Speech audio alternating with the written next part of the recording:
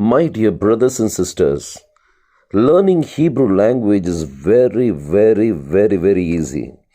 By demonstrating an example, I would like to tell you how simple it is. When the children of Israel came out of the house of bondage, the land of Egypt, during the journey, Yahweh divided the Red Sea for the children of Israel. After crossing the Red Sea, they conquered many nations. And when they camped in the valley of Moab, here's where I want to draw your attention. The Moabites and the king of Moab, who was Balak, were frightened. The king thought that his kingship is going to end. So he thought of a plan to curse the Israelite. He bribed a prophet whose name was Balaam. This story, I hope many you know it. But still, I want to tell something very important about the language. So the king bribed the prophet whose name was Balaam when he was on his way riding the donkey to curse the children of Israel.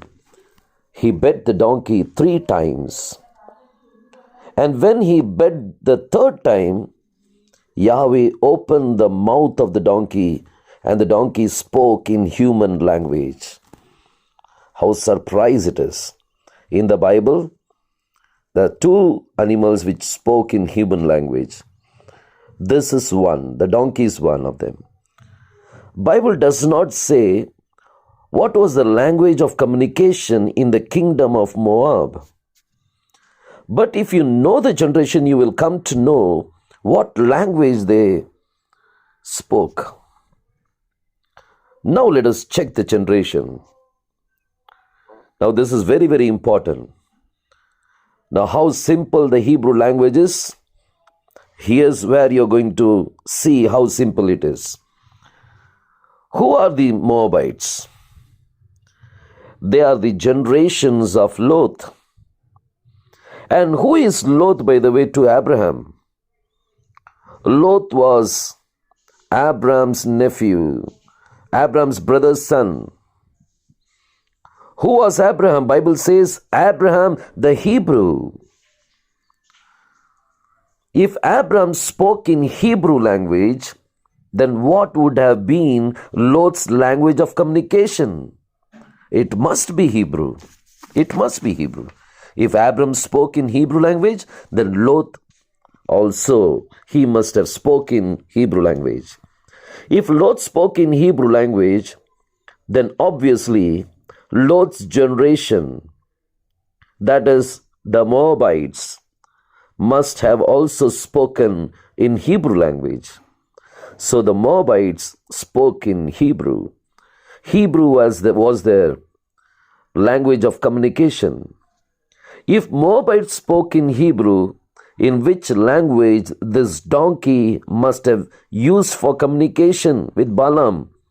It must be Hebrew. So the donkey spoke in Hebrew language. What a surprise. An animal, a donkey, it spoke in Hebrew language. So if a donkey can speak in Hebrew, then why can't we?